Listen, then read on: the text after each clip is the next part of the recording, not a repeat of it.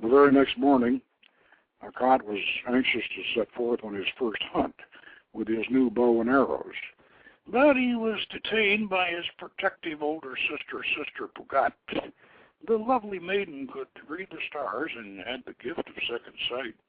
She adored her impetuous brother, and in spite of her interferences, there was a strong bond between them.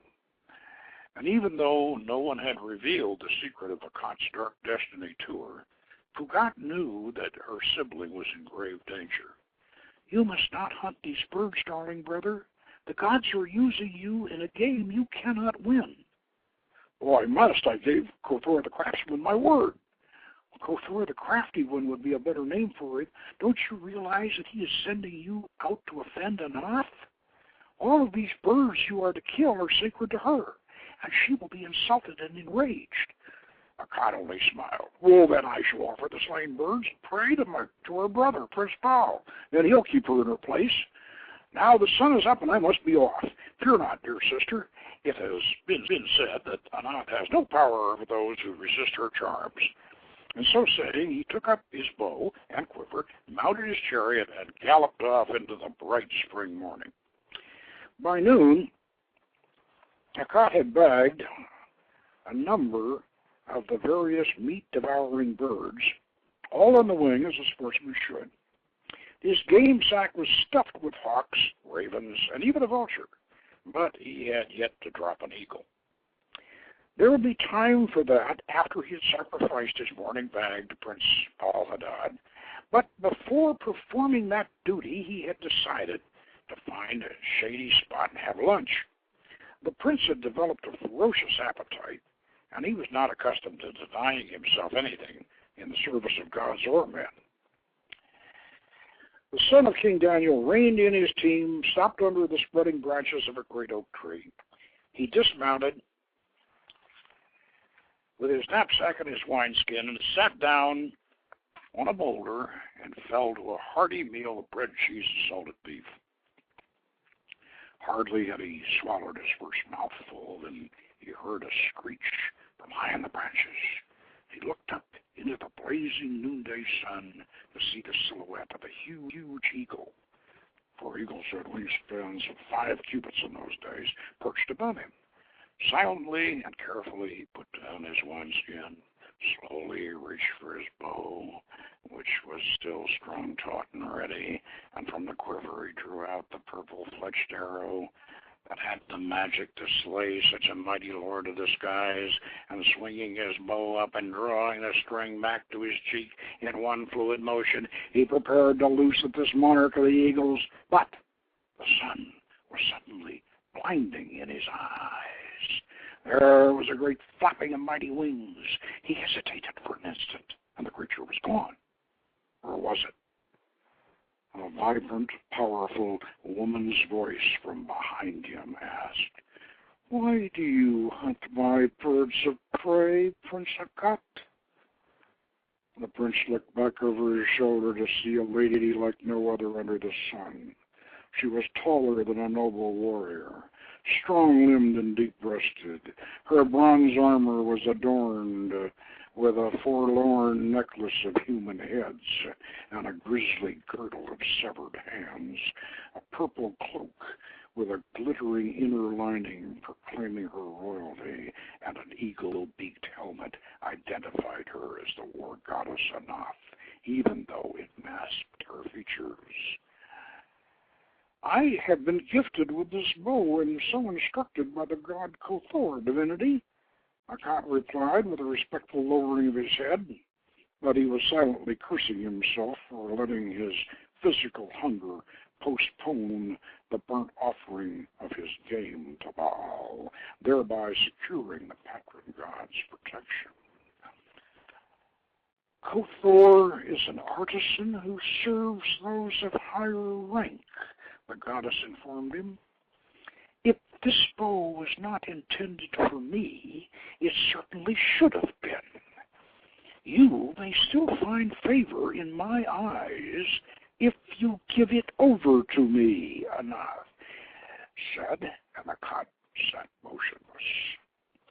Anath raised the beaked faceplate of her helmet, revealing her beautiful features and the terrible gleam in her bright eyes. "Hand it over, now," she repeated her demand. Aqhat could not meet her awful stare. No mortal could. Still, he would not relinquish the bow. In the moment of silence that followed, Anath focused more and more of her fierce energy upon him. Aqhat felt his strength ebbing away, his manhood departing, his mind clouding over, his very sense of identity drifting away, but still he held fast to the bow. Finally, Anath was forced to realize that she could rob his arms of their power, his loins of their virility, and even his mind of his faculties, but she could not conquer the honor that lived in his heart. She vented a sigh of resignation and decided on a different approach. She took off her helmet, cast it away, shaking loose a mane of fiery red hair that shimmered in the sunlight. She drew her cloak close about her for a moment, then opened it, revealing her voluptuous, enticing form, scented, painted, and naked, except for the traditional adornment, the necklace of heads and the girdle of hands. She sat down beside Aqhat on the boulder and pressed her hip against his. Her lips were moist and her eyes heavy-lidded as she whispered, "For this bow, I would trade you your weight in silver and gold." Then she put her hand on his thigh, an unspoken offer of further reward. "Save your silver and gold, great lady.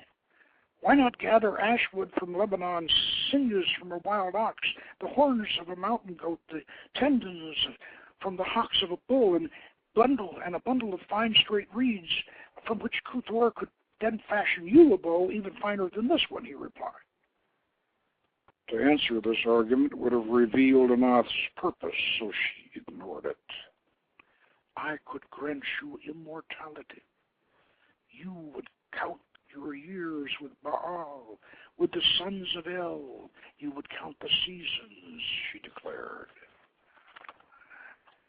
To Aqhat, who did not know of his own divine patrimony, this seemed an extraordinary, even an impossible offer.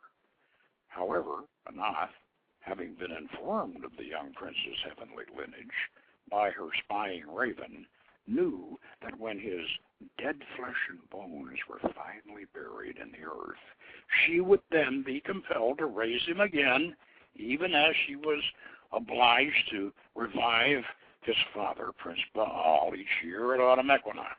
Therefore, she was offering him something he already had, but he was not yet aware of it.